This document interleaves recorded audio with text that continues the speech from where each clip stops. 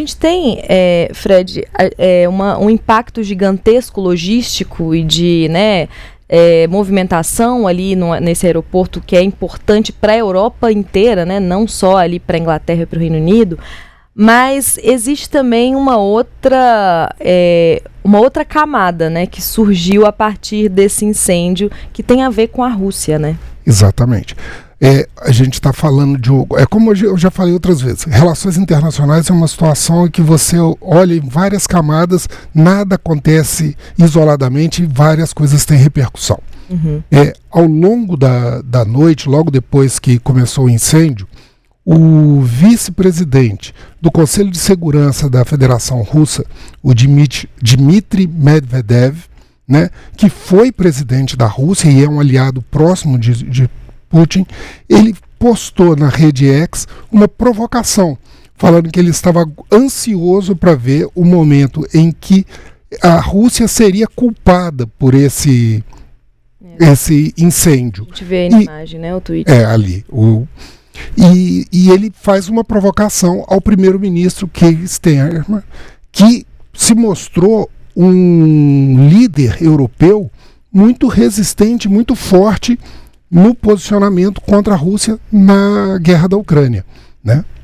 A gente então tem essa mudança assim de papéis, talvez, até pensando na questão da relação Estados Unidos e Rússia, que os Estados Unidos, na época de Joe Biden, tinha esse posicionamento mais ao lado da Ucrânia, e agora com o Putin ele muda de lado e vai para o lado da Rússia, e agora a Europa se mantém ali do lado da Ucrânia e tem ali uma nova formação, né, esse conflito. Exato mesmo.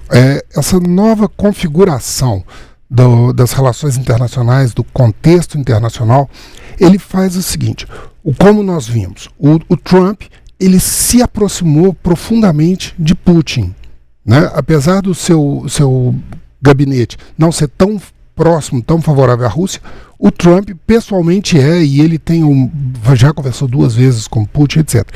Então, o eixo de apoio à Ucrânia passou para a União Europeia. 2 líderes se destacaram, Emmanuel Macron pela França e principalmente o Keir Starmer, o primeiro-ministro trabalhista do Reino Unido, né, da Grã-Bretanha, que ele tem sido o maior advogado da presença de tropas europeias para garantir o cessar-fogo, e ele também fez uma série de sinalizações. Por exemplo, além de já ter ajudado com mais de 10 bilhões de dólares em recursos financeiros para a Ucrânia, tem a promessa de mais 5 bilhões de dólares para esse ano. Uhum. Ele está mobilizando os esforços militares para que tenha uma força garantidora de paz, né?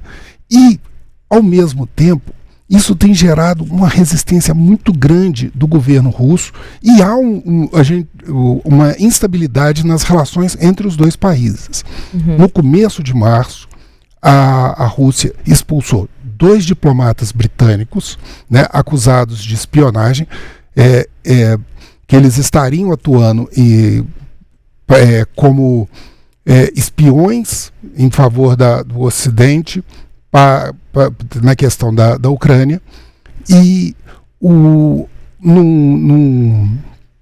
fato inédito, né, as forças de segurança de investigação, a FSB, que é a sucessora da antiga KGB soviética, soltou uma nota, né, criticando a Inglaterra e o Reino Unido por esse papel de instabilidade que ele estaria provocando. Uhum. Né? Usou até um termo do século XVII, chamou a Inglaterra de pérfida de avião, um termo super estranho assim para a gente hoje, mas é uma ofensa da época da rivalidade da Inglaterra com a França. E o próprio chanceler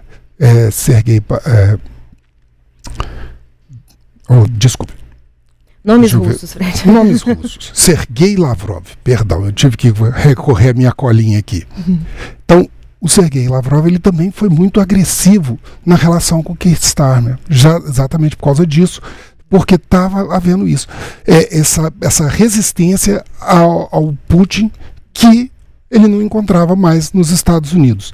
E tem mais uma coisa, os britânicos, eles também condenaram recentemente o MI6, que é o Serviço Secreto Britânico, para o exterior. Ele acusou a presença de métodos de sabotagem russo, isso em meio à condenação de 3 búlgaros por ações relacionadas à espionagem, provavelmente para a Rússia. Então toda essa movimentação está mostrando uma hostilidade, uma animosidade entre as relações entre os dois países nesse contexto da Rússia. E a gente tem uma expectativa agora para as negociações de paz no domingo, né, que vai acontecer em Jeddah, para esse cessar-fogo ali no conflito entre Ucrânia e Rússia. Qual que é o impacto disso? Existe algum impacto desse acontecimento? Qual é a expectativa que a gente tem para esse domingo? Olha, no domingo é a expectativa de que seja fechado o resultado das conversas entre o Trump e o Putin por telefone, que falavam dessa trégua com relação ao uso a trégua de ataques à infraestrutura de energia, que continua acontecendo esses dias. O combate na Ucrânia não parou. Uma estação de bombeamento de gás próximo a Kursk foi bombardeada nessa noite, comprometendo as exportações, a movimentação de venda de gás russo. As coisas continuam, só que o que vai acontecer em Jeddah? O Marco Rubio e o Mike Waltz vão tentar ver essa parte da energia e a questão do cessar-fogo com as condições que Putin impôs, né?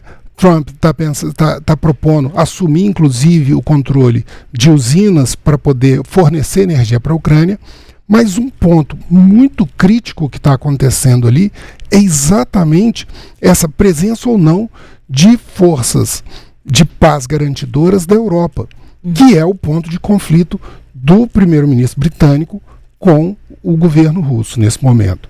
A gente então acompanha na segunda-feira, certamente, eu acho que não vai dar para fugir, né, Fred? Vai ser o assunto mais importante do dia, muito provavelmente internacional, que vai ser o resultado dessa reunião que vai buscar ali chegar a um acordo, né, entre o que foi aceito pelos Zelensky, entre o que foi proposto, as condições impostas pela Rússia. Então a gente fica aqui aguardando, acompanhando o desenrolar disso tudo, né, e na segunda a gente traz essas atualizações. Só uma última informação, a polícia britânica e o porta-voz do primeiro-ministro britânico informaram que não há informações ainda sobre as causas do incêndio. Isso, há unidades do antiterrorismo investigando lá também, além da Polícia Metropolitana, mas ainda não há uma confirmação. O Medvedev foi um pouco precipitado e acabou levantando essa bola. Exato, é importante, Fred, deixar claro aqui para o nosso público que a gente não está trazendo nenhum tipo de acusação, nenhum tipo de conspiração a respeito das causas desse incêndio. É um comentário a respeito do que o próprio Medvedev falou, né? Ele que, enfim, um representante da Rússia falar uma coisa dessa, assim, levanta, no mínimo, um ponto de discussão.